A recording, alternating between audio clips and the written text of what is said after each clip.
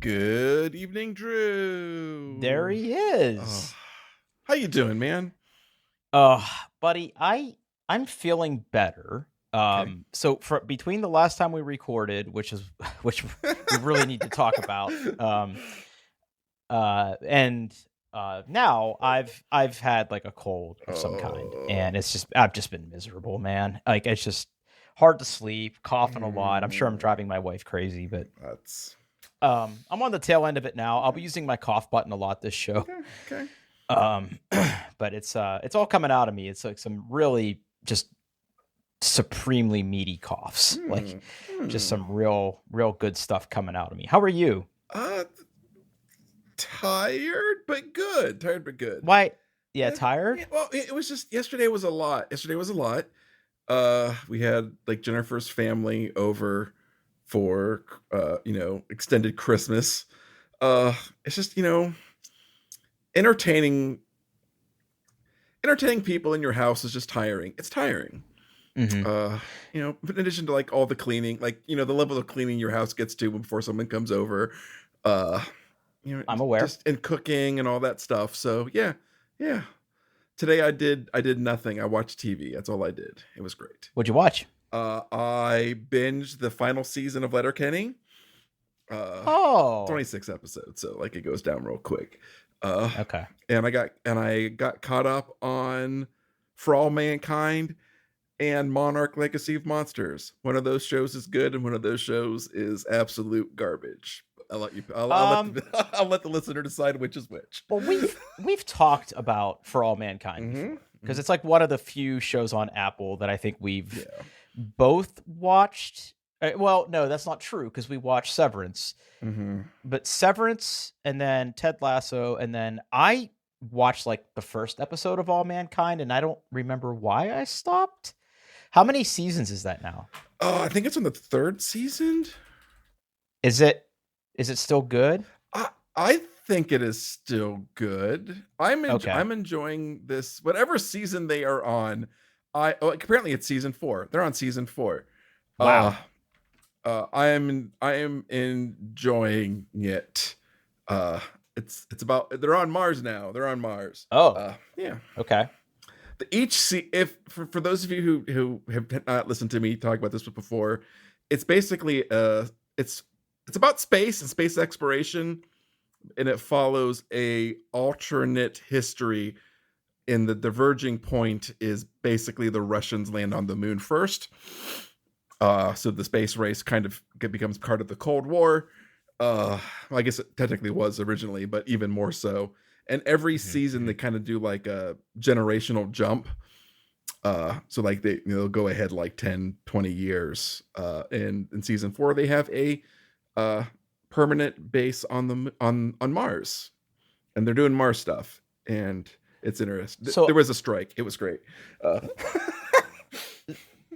so you said a generational jump. So, like, what year is it in the show? Is it the 80s or oh 70s no, or? it's in the like early Oh, 2000s now. Yeah, okay, yeah, okay, yeah. got it, got it. Hmm. All right.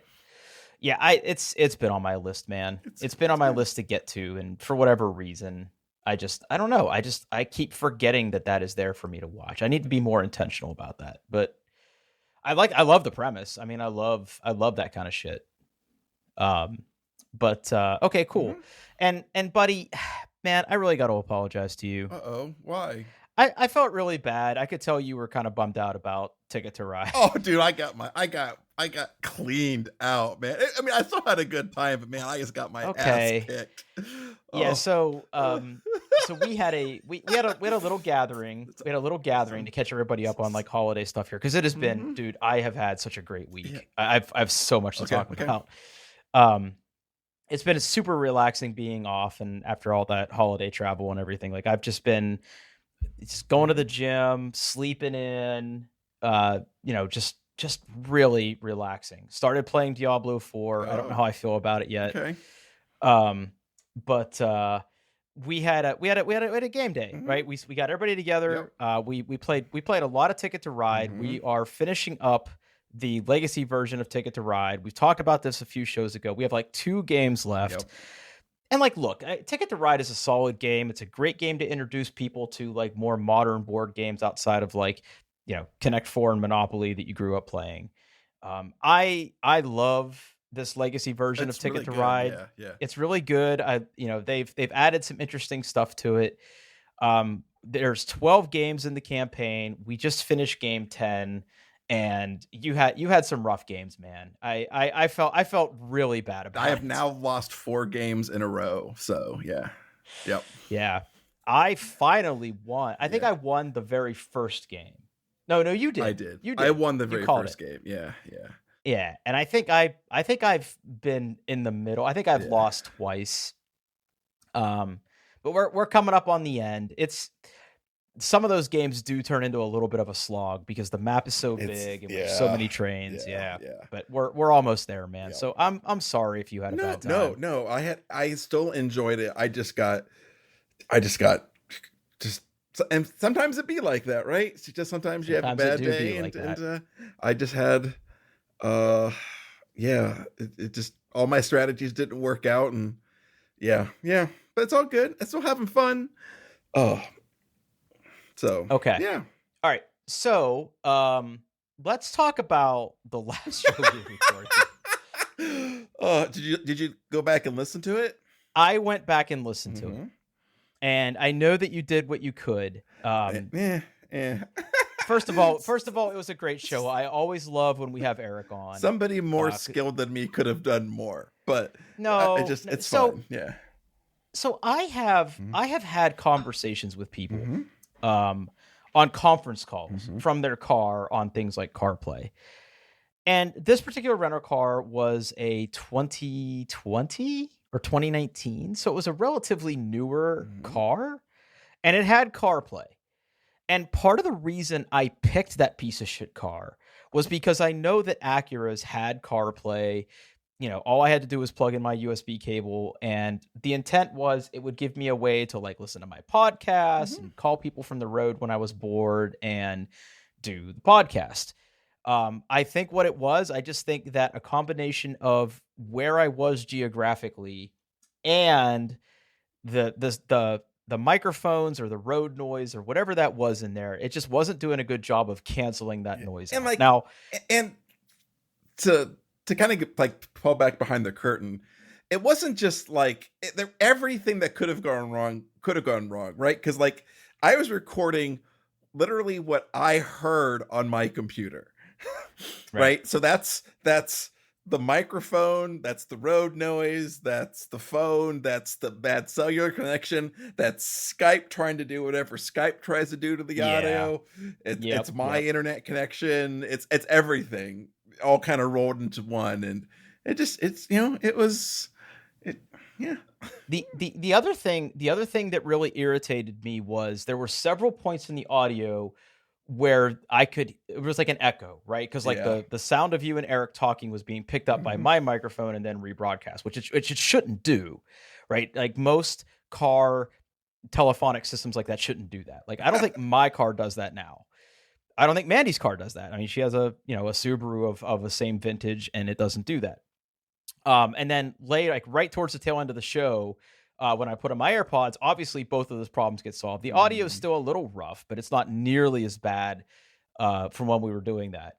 But all that said, absolute banger. Oh, yeah. I mean, absolutely. we made the best of a better hour and 25 minutes there. Yeah. It was.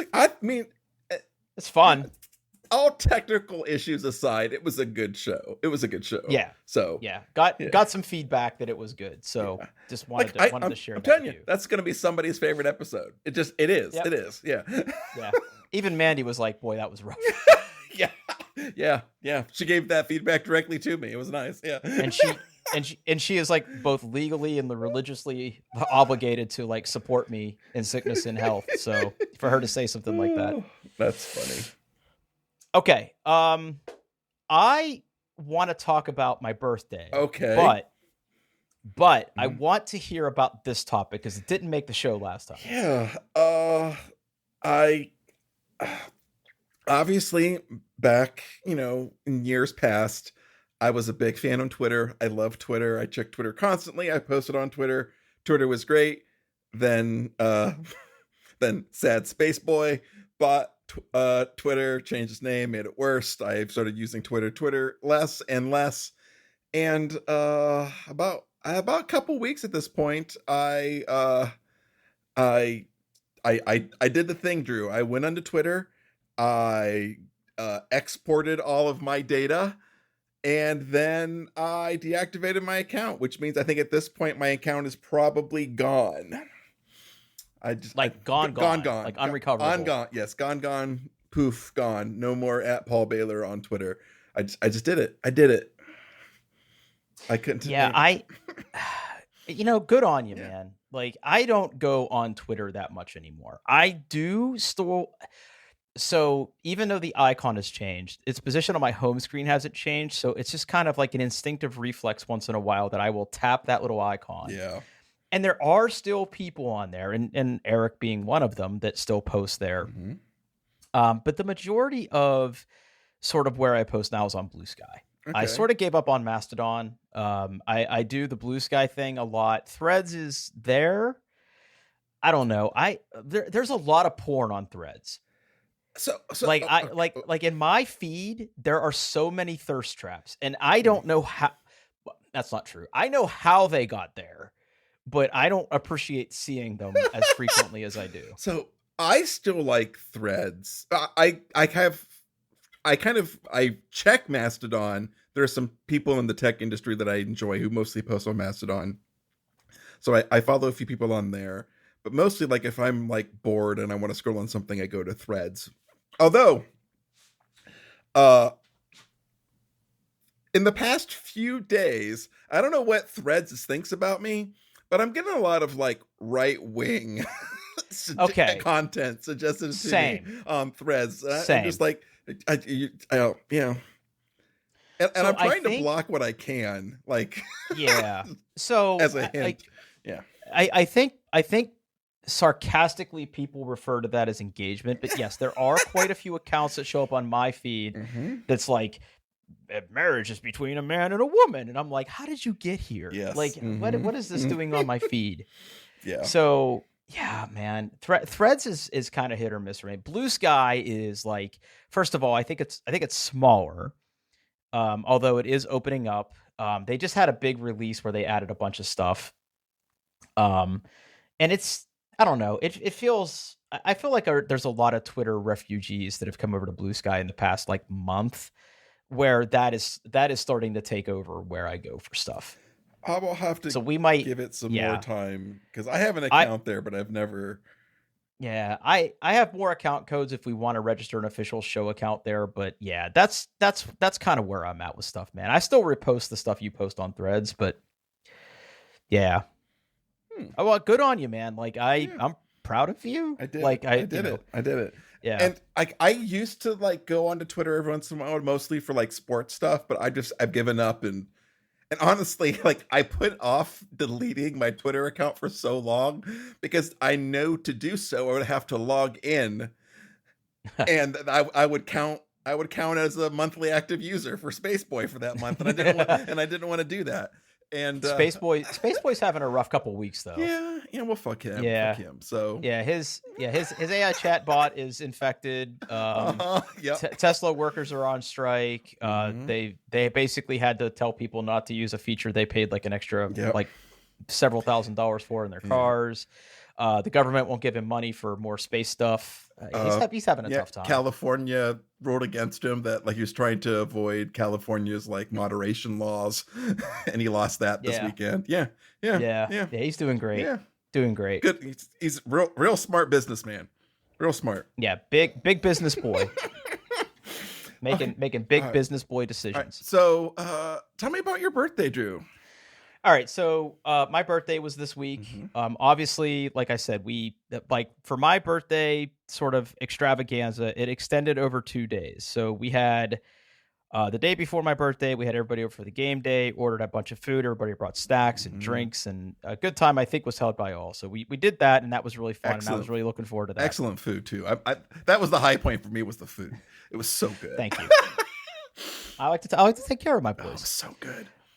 But then Mandy who knows that I absolutely hate surprises. Like I don't like surprises. Don't like them. I'm not built for them.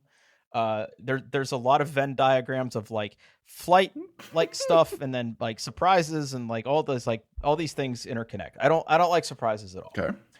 So back in November, she said that she had already taken care of buying my Christmas and my birthday present. Now she's an early shopper, but even for her, this was super early.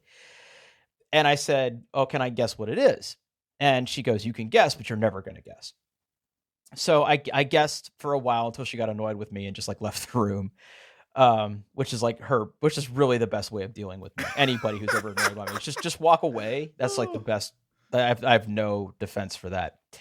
Anyway, she, a couple weeks later, she came to me and I said, "Hey, I want to do a game day for my birthday and everything." And she like looked at me and she goes, "Okay, but you can't do it on your birthday." And I was like, "Uh-oh." Oh. I was like, what? Mhm. What is why? She goes, "Well, we just can't." And I go, "Are you doing another surprise birthday for me?" And she's like, "No, we're just gonna go somewhere, but I can't tell you where. You just can't do anything on your birthday." And I was like, "Can you give me a time window?" And she goes, "Between noon and 5." And I'm like, "Okay, like what could we be doing?" And I honestly had no fucking clue. Okay. So I wake up on my birthday. Just as one does when you're still alive. Yeah. I mean, yeah, exactly. Feeling both older and more mediocre by the minute. And she says to me, "So do you want to know where you're going today?" And I said, "I have been dying to know actually where we're going." Yeah, in fact, yes, I would. Yeah. So here's where we went. Okay. And she is like low key brilliant with this gift. I'm just going to put a link in the show notes here. Okay. There.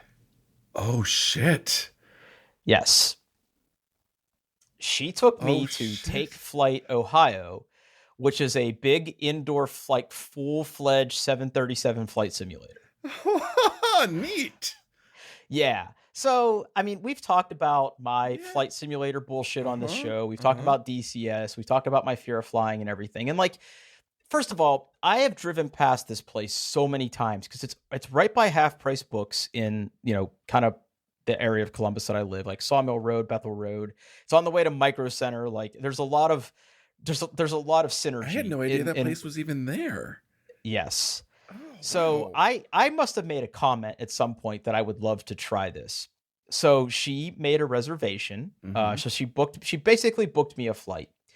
So you show up, you sign in, and then you basically tell them like, "Okay, well, where do you want to fly from and where do you want to fly to?" And like I basically told them like I wanted to fly in Norway because it's pretty and I just like that area. And they basically like did some math and typed some stuff into a computer to figure out like, okay, with takeoffs and landings and everything, like how far can you fly? Like here's the airports you can go to. So she booked me the hour and 50-minute experience.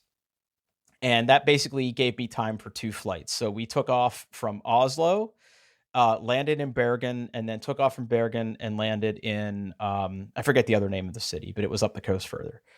And you basically go in there, and like when you walk in the back, there's like this just big curtain, and you go up some steps, and you pull this curtain back, and there's just like a cockpit there, and like you sit down, and it's full controls, right? Like it's all the avionics systems, like everything that is mechanical can be mechanical. Like the plane was already on the runway, but I had to start the engines, so like they walked me through the startup procedure, and we like started the engines and did all the pre-flight checks, and then we took off down the runway. And like I'd done enough flight simulator that I like knew some of the controls and where the things were, which made me feel really good. So we took off without incident. Flew the route. Like they used the flight director, flew the route, and then did an ILS approach. I did land the aircraft successfully. Okay, good. I landed a little long, but I didn't like overshoot, which was pretty cool. And then the second flight, I was like, "Can you make it harder?" And he's like, "Well, what do you mean?" I was like, "Well, can I take off into some weather and can I land with some crosswinds?" And he goes, okay. He goes, a lot of people don't ask for that, but he goes, we can try. Uh-huh.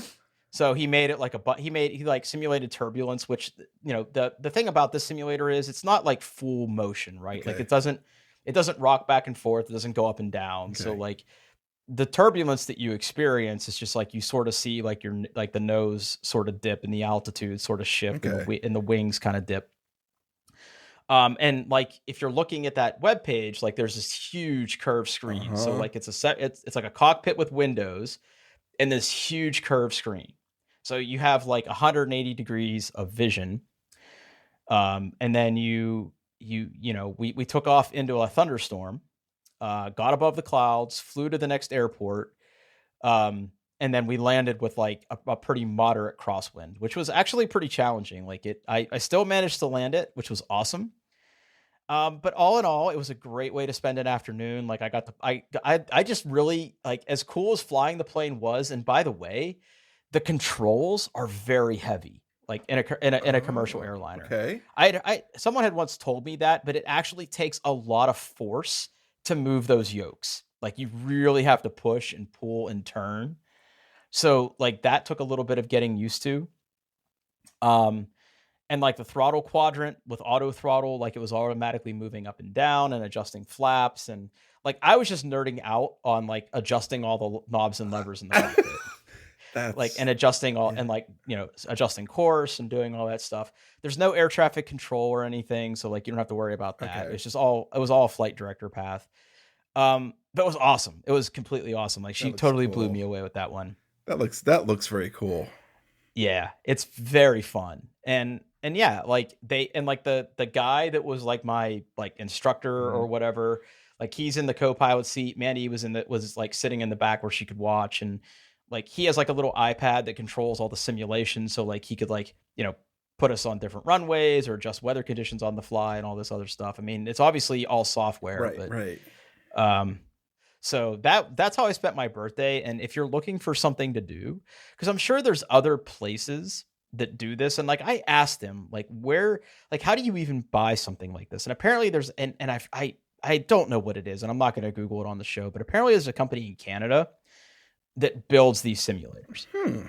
So like, if you really wanted to build one, I can't even imagine. Oh, dude, there's how expensive it is. There's so many knobs. Well, it is a full instrument panel. So I'm sure that they source that from old aircraft. Oh yeah. Like even the seats, like the seats are from a cockpit, and like they're all mechanical. So they adjust and you move them up and down. And like, yeah, the avionics screens that show you like the weather and the terrain and everything, like it's all integrated with the simulator. Like it's got to be like $50,000-$60,000. Like that would be my best guess. But yeah, that was amazingly fun. That is pretty cool. How many simulators do they have there? Just the one, or is there? So just the one. Okay. Yeah. So like they can't. They're very strict about like you showing up on time and everything, because they first of all they want to maximize your time in there, and they also want to keep everybody on schedule. Yeah. Of course. But yeah, if you're looking for something to do, like it was just super cool. Super cool. That is real neat. Yeah, very, very fun.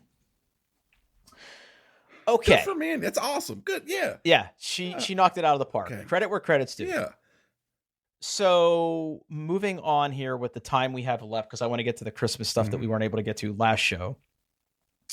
Did you get a Steam year in review email? I did. Let's see if I can find it. Yes, I did on December 19th. Yes. Okay. Yes. So I thought we could play a little game here. Okay. Because I mean, I know what games I talk about a lot. Okay. So I have my Steam year in review here up. For those who don't know, Steam is the thing we buy all our games on. It's what Paul uses for his Steam Deck. But it collects a lot of fun data about the things that you do. And when you're looking at the highlights, you can basically see like, what were the top 3 games you played this year. So Paul, what do you think the top 3 games that I did by playtime were this year? Okay. Is Destiny on Steam? If that's so, I'm going to go with Destiny. Yep, Destiny 2. Yep. Destiny 2. 392 sessions played. Wow. Throughout the year. Okay. Wow. Which is more than there are days in the year. Wow. I Wow. don't know how that works, but 41% of my playtime on Steam this year was with Destiny 2. Wow. All right. Okay. So what do you think? What do you think number 2 was? Some sort of shooty man COD game. Yep, Call of Duty, Okay. exactly. But you know me really well, Okay. so Call of Duty was 26% of my playtime, Mhm. with 229 sessions played. And then number 3, you might not get. We'll see. Number 3. I'm gonna guess. You would be considered an indie. Okay. But I don't know. I don't know where to go. Okay, it's not that. Okay, it's not that. Now, I'll give you a hint, Okay. right? So if you're looking at your Steam year in review, you can scroll down and it'll basically, for the games that we're describing here, Okay. will basically show you month over month, like where your hours are spent. And Destiny 2 for me is pretty consistent with like May being an outlier, which like I played a lot in May because I think that's when the expansion came out. Okay. But like Call of Duty, January was huge. February it tapered. March it jumped a little bit, and then between April and November, nothing. Like we just didn't play any Call of Duty. This game that I played though, number 3, Elden was Ring? played. What Elden Ring is correct. Oh yes.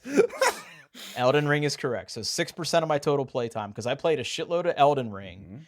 When I bought it when it was on sale in January. And then I played the shit out of it in February. Okay. And that was my top 3 games. Cyberpunk was number 4. Okay. And then Dead Cells was number 5. Okay. But yeah, I thought that was really cool. The way that they collect all those statistics. I played 52 games this year, 221 achievements. And I played games 47 days in a row at some point. Okay. Okay. And then apparently, like, it's mostly Souls-like shooters and Cyberpunk, where I spent most of my time. Okay. And it said, "Oh, hey, you played on a Steam Deck." And then this one, it didn't get correct. It's like your top played VR games. It's Flight Simulator and DCS, which are 100% correct. And I guess System Shock was in VR, but I didn't play it in VR. Okay. And Payday 3, apparently. Okay. Yeah. But yeah, what about yours? Did you? Okay. What was yours? Okay. I'm genuinely. Do you want to curious. guess? Do you want to guess my top 3? Because I don't think you'll do it. You might. You might guess one Okay. of them that's in the top 3. Well, I know you're a big Steam Deck guy. Yep. That's where you're. Yes, that's where I play my games. Yep. I'm gonna guess one of them is gonna be Dredge. It is not. I actually played Dredge on my PlayStation 5. Oh, okay, all right. That's tough because I split. Did you buy Diablo 4 on Steam? I did. Okay, that's got to be in there. It is number 4. Number 4. Okay. Wow. Okay. So, okay, I will give you a hint about each of them. Okay. One of them is a very old, not very old, but an older but classic game. The other one is very much like a bullet hell game, and number 3 is a Diablo clone. Wow. Okay, so Diablo clone, Pillars of Eternity? Grim Dawn. Grim Dawn. Okay. All right, Grim Dawn. An older classic game. Is it one of the Wolfensteins? No, it is the Elder Scrolls V, Skyrim. Oh, Skyrim Special Edition. Wow, bro, I'm not comfortable with calling that an older game, even though it is. It is. Okay. I don't like it. And number 2 is, honestly, I'm surprised it's not my number 1. Okay, go ahead, give it to me. Vampire Survivors. Oh, wow, man! I remember when all we talked about was Vampire Survivors. Yeah. Oh man, Yes. I need to play that some more. Yeah. Apparently they keep releasing new content, and apparently it's also going to be a TV show, of which I'm very confused about that. Yeah, yep. yeah, it might be too much. Yeah, I'm not sure what that's all about, but yeah. Yeah, I'm looking through my timeline of games that I've played. Yeah, I don't know. I thought that was really neat. Yeah. It's a little startling to see. But yeah, I did start playing Diablo 4. I really don't know how I feel about it yet. It's I Diablo's junk food for me, and I love junk food. Yeah. I played the absolute shit. I think on my PlayStation 5 it was my number one game by like an order of magnitude. Like it was just hundreds of hours into that game. But then I kind of did I did season 1 and I did a lot of season 1. Almost got everything in there. I did season 2, kind of did the story, kind of saw what it was about. And then I was like, I'm done. And I haven't launched it since. So, yeah. I mean, I got a pretty good deal on it. It was knocked off like Yeah. 20 some bucks on the Steam sale, and someone had got me like a $50 Visa card. I'm like, all right, we'll give it a shot. So I'm sort of in this first area. I like the part where I'm murdering stuff, but they keep interrupting my murder. With people talking. I really enjoyed the story of the campaign. I mean, the Diablo story is, it's, demons bad, angels bad, people bad, everyone's bad, everyone's dead, everything's covered in blood. I like the story. I mean, obviously, I think they're obviously setting it up for an expansion because, of course, they are, because it's Blizzard. But yeah, I do like the parts where I push buttons and things die, so that's always fun. Yes. Yeah, I'm playing a barbarian too, which already the game has confounded me because apparently I can have 3 different types of weapons. Yeah. And I don't know how to switch them. Well, it's all based on, okay, yeah. See, I could teach you so much because there is a I'm not sure, it's probably a little different, probably easier with a keyboard and mouse. But so as you assign your skills to, these are the skills that I'm going to be using, there is another screen that basically allows you to associate weapons with those skills. So you'll switch weapons depending on what skill you're activating. Interesting. I'll have to look into that. It was very confusing because 1 minute I had things in both hands and then I got my first skill and then it was like, oh, okay, a double sword now. Okay, I don't really understand. And I didn't see I looked in the controls for switch weapons. No, nothing. It's all base. Depending on what level you are, you may not have unlocked that yet, and it may just be doing it for you. Great. Yeah, but there is a part where you can start picking and saying, I want to use this weapon for this skill, and then just you go off and you automatically change weapons as you change skills, and yeah. Okay, I will have to look into that. Yes.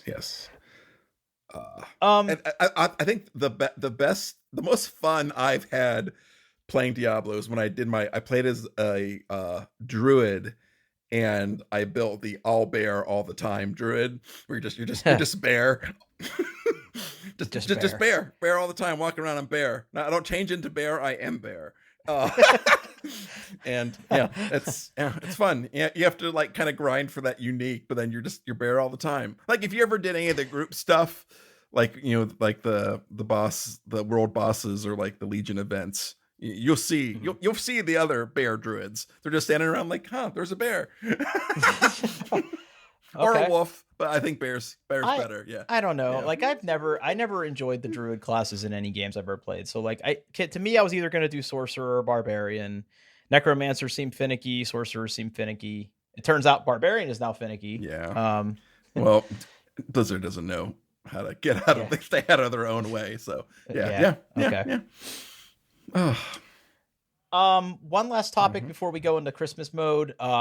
Real quick, Drew's Computer Corner. This is going to be a rarity for Drew's Computer Corner. Everything worked the first time. So so I talked about this, that this was a possibility. But I did do a computer upgrade over my break. I went from an Intel system back to AMD. I'm now rocking the AMD 7950X Ryzen 9 processor in here, which has all the cache and all the cores. No more efficiency cores, no more performance cores, no more of that stuff. So, that necessitated, new RAM, new motherboard, and new cooler, because every time I build a computer, I never save all the old brackets. So I had to go buy a new cooler and everything, and then I just basically put everything together and threw it in the case. I will say that this was a very interesting build, and this is more of an FYI to anybody who's considering this. So like typically like computer processors, when you socket them into the motherboard, like they're pretty like once you socket the pins into whatever socket you have, if it's AMD, it's like AM4, AM5, whatever Intel's calling their sockets now. You know, they have all the crazy numbering. Right. Um, you set it there, and then like it's like flat, and then that's what you apply your thermal paste to, and you apply like your cooler, or your fan, or whatever you're putting on there. These new AMD processors are not flat. So not basically, they flat? have like a shell. Yeah. So let me see if I can get you a picture. Yeah. Ryzen Please do. 9 7950X. Let me see. Oh yeah, here's a good picture. Can I just send you this picture? Yeah. Well, nope. WebP is not an image format. I don't care what you tell me. I hate that. It's okay. I can do WebP. Okay. Yeah. Oh no. This is a great picture. This is a great picture. So I'll just put this in the show notes here. Oh, what's wild? Yeah. So basically, what you're looking at there is you have the die, right, which is the silicon. It's like wearing a hat. And yeah, it is like wearing a funny little hat, and you can't really tell from that picture, but well, maybe you can. But like if you look at the corners, they sort of have the rounded corners, which are like the substrate material meets like the thing that actually encases the processor and protects it, and it's got like cutouts, on the sides, and then it sort of raises up, so it's kind of tall. It's a tall boy, and that presents some interesting challenges. So number one, instead of there just being like a really flat surface for you to apply thermal paste to, you have a much smaller area to apply thermal paste to. So you have to be a little bit more measured instead of just like slathering it on like butter or mayo or ketchup or whatever you prefer to slather things on. You have to be a little more targeted. My question was going to be about heat. So yes, there you go. Answered it. Yeah. Yeah. So you have to be very careful about where you apply that, because you don't want it to overflow and get into those little nooks and crannies. But then the other thing was, and this is the one that kind of threw me a little bit, is that the cooler mounts for AM5, which is what this is, I was very apprehensive about if I was going to get the cooler mounted right the first time. Because what do I hate more than anything, Ball? Well, there's a lot of things. You don't like high temperatures. Yep, don't like high temperatures on my computer. Yeah, exactly. I would say high temperatures is your number one. Yeah. Yep. The bane of my existence. So I was like, oh man, I'm gonna fuck this up, because like, again, if you haven't built a computer recently, this is gonna sound really foreign to you, but like when you're mounting all-in-one coolers or fans or whatever to your processor, different mounting brackets have different requirements. So like example, on the Intel board I took out, you actually had to physically like unscrew the old bracket, put a different backplate on the motherboard, and it basically would poke these mounting holes through the motherboard the other way, which you would then screw the cooler into. That has been like the standard design for a while now, because it helps it sit more flush to the motherboard. It doesn't raise up as high. It doesn't get in the way of your case. Like there's a lot of reasons for that. But this one, because it has this raised section, it didn't do that. So I was kind of surprised reading the instructions for this particular cooler, where it's like, yeah, you're just basically going to like mount this to the existing mounting. And I'm like, oh, okay. But like it had these clips that sort of had to clip onto it. And again, as somebody who's built a lot of computers, like you kind of get one shot to apply thermal paste and then smush it. Yeah. So like if you apply the paste and you smush and you don't clip right away, like you're not going to get good contact between like the processor, the thermal material, and then your copper block or your fan or whatever. So like I'm like, okay, here goes nothing, and like I gave it my best shot, got it in there, screwed it, clamped it down, tightened it, as much as I could, and like the other interesting thing was I really wasn't screwing it to anything. It was literally just like a retention bracket type thing that tightened it down onto these plastic clamps. And I'm like, okay, I hope this is right. But I'm happy to report that it's actually pretty good. Like these tend to run a little hot, so I really wasn't sure what to expect. But I'm getting, mid 50s in normal operation.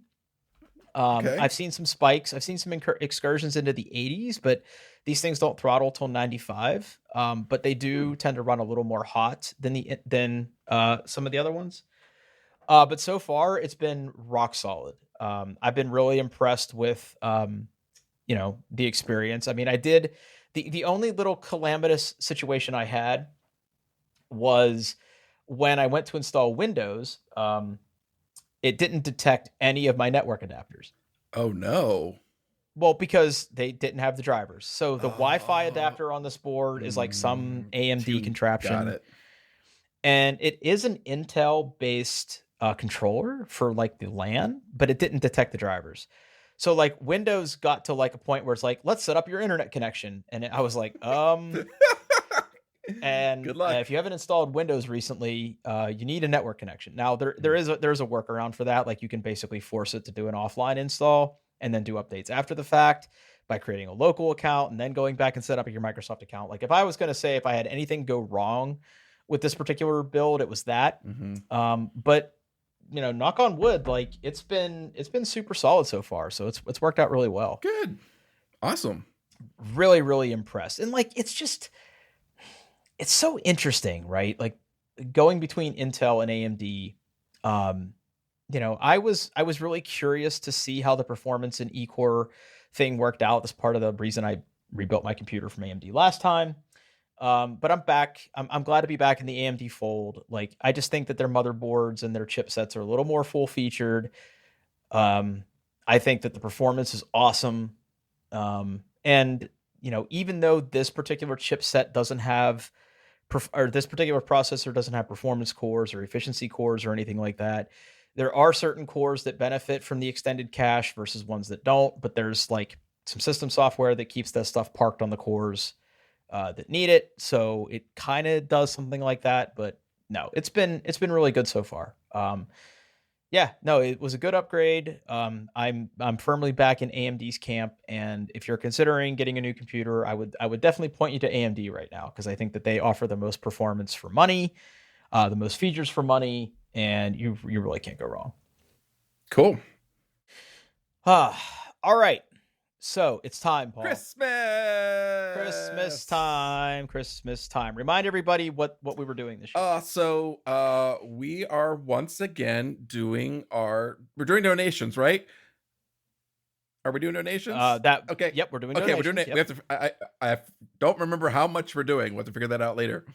We're doing donations again, like last year, and our challenge was we're going to buy each other the worst Steam game they could find, with the caveat that I should at least try to run on a Steam Deck, because that's what I have.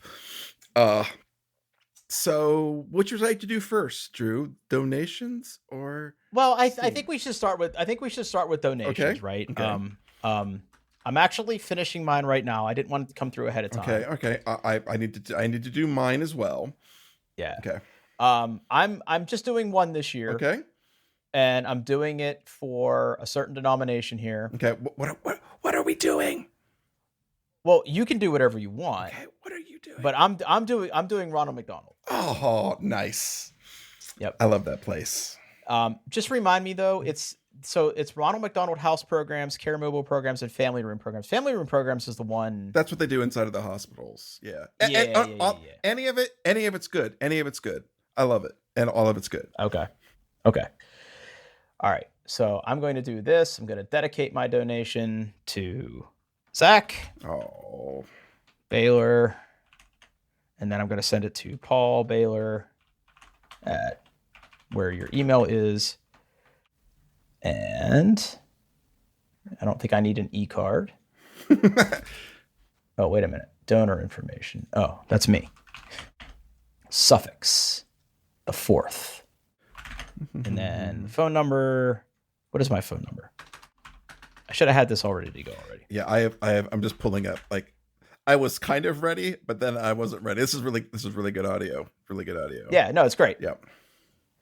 All right, I need to remember my PayPal password. I need to copy and paste your last name because. Oh yeah, awful. well I don't blame you. Yep. Yep. Okay. All right. Do I have to? Okay. Apparently, you get a card. Okay, you get a card. You get a card. I get a card. Dublin, Dublin. I have your address. Aha. There we go. Okay. I can kind of vamp here while I am going. One of one of the things my daughter has decided she is very interested in is this is gonna sound bad. She cares a lot about animal cruelty. She's obviously she's very, very, very much against it. Very much against it. Okay, good. I was wondering. There is it's actually in Hilliard. It is a place called Columbus Humane. They one of their primary things is working with other shelters to make sure the animals are treated fairly. They work with law enforcement to work like animal cruelty cases, rescue those animals. They're also one of the few places in Columbus where let's say you're having a rough home life and you need to, like surrender your pet for a time being and have it being taken care of and then get to a safe place and then get your pet back. Columbus Humane will do that for you as well. Okay. Yeah, so I think it's a really great charity. And as soon as I fill this out, I will make a donation on behalf of you to Columbus Humane. There's so many goddamn fields to fill out, Drew. Okay. While you're doing that, I'm not sure if I have you on my Steam's friends list. Okay. I think I have you. Are you online right now? I'm logged in on the web. So okay. Trying to remember your name on here. It's probably is not nil. Hold on. I'm still because you're the fussy man. I'm currently going by the fussy man. Okay. Well, then right. Just hold on. Let me finish this donation, and then I will send my game to you, and then you'll know who to send it back to. Yeah. Okay. Well, no, I've got you. It's just not showing you online. I had to expand a bunch of stuff. Okay. Yeah, because I'm hardly ever online. Yeah. Payment information, credit card. Here we go. Visa. Hey, and guess after all of those forms, there's more forms. God damn. All right, I will get to this. I will get to this. You go. Okay. Yeah. You do what you got to do. Buddy. Okay. I understand. I trust. Let's skip to the fun. I will finish that donation before I walk away. But let's do the Steam. Okay. All right. I want you to go first. Okay. I spent a lot of time looking at people's worst lists and watching a lot of YouTube videos, and this particular game showed up on a lot of lists, and I did kind of watch a playthrough, and it kept showing up over and over and over again. Okay. And Drew, I know you love planes, right? I do love planes. You love planes. You love flying. So I thought, what would Drew love even more than flying? And that would be actually running an airport. Because who wouldn't want to run an airport? Okay. So let's see, the fussy man. Here it comes. Continue, and luckily, gift, suck it. Okay. I'm ready. I am sending. It's actually on sale right now for 99 cents. So I'm getting a hell of a deal. It's 80% off. I am sending you Airport Simulator 2014. Oh wow, 2014. It's 2014. As soon as I put my my CCV code into Steam. Yes. You get to do all of the things you want to do except actually fly a plane. You get you might have secretly given me a good gift. I might. I don't think so. I might fuck with. I don't know. I've watched it. It's horrible. You get to drive the stairs to the plane. You get to drive. You get to deal with like the baggage. You get to yeah. Play it now. You get to, I guess, deal with passengers. It's got some really amazing physics. Okay. I just want to read the little text here. Booming turbine noise, kerosene smells in the air, and constant change and new challenge. The daily life of a large airport is perfectly presented, and it's a particular challenge in this professional and ergonomic economic airport simulation, not ergonomic. All reviews overwhelmingly negative. Yeah, it's all of the fun of flying planes without actually flying any planes. So, enjoy Airport Simulator 2014. Airport Simulator might be one of the most tedious and boring game ever released. Here's what you do in the game. 1. Select a gate for plane to taxi to. 10. Extend tunnel. If it's a passenger plane, 1. Drive stairs to gate. Drive bus to gate. Drive luggage wagon to gate. Drive interior cleaning to gate. Drive exterior cleaning to gate. If it's a cargo plane, drive cargo wagon to gate. Drive exterior cleaning to gate. Yeah, and don't forget the waiting. Yeah, wait 5 to 10 minutes, and then drive everything back to the garage. That's literally it. There's no management. There's no way to lose for you to get money or a task you do. Yep. Okay, so it's not an economic sim. It's literally just like, hey, you get to work at an airport. You get to work at an airport, Drew. All right, well, it's installed. It's a game. Airport Simulator 2014. It's a game. That's what they say. All right. So here's the thing, man. Okay. Let me tell you what I wanted to do. Okay. And I couldn't do what I wanted to do. Okay. So I need to do purchase as a gift. I need to go down to is not nil. Okay, this is an alphabetical order. You can do this, Drew. Okay. Paul. Merry Christmas! ! Drew. So what I wanted to do is I wanted to get you a really pervy anime game. But none of those seem to work on the Steam Deck. Okay. Like there's some really nasty stuff on there. Let me just read you a couple because some of these show up in my in my stuff. Here's some trending games right now. Let's see here. Kaiju Princess and the Detective Servant. Ooh. Peeping Dorm Manager. Ooh. Fresh Women Season 1 with voice updates. Oh, with voice updates. So it's voice updates. Yep. Another Kaiju Princess. Carnal Instinct. Flip Witch. Forbidden Sex Hex. Fallen Shinobi. RC Massage. Ooh. Yeah. Fancy. There's a lot in here. MILF City Final Edition. Scarlet Maiden. None of these apparently are Steam Deck capable, so I basically spared you that, right? So I decided to go in a different direction. And I decided that I was going to get you something that I think you might actually enjoy. Okay. So I know that I'm breaking the rules here. Okay.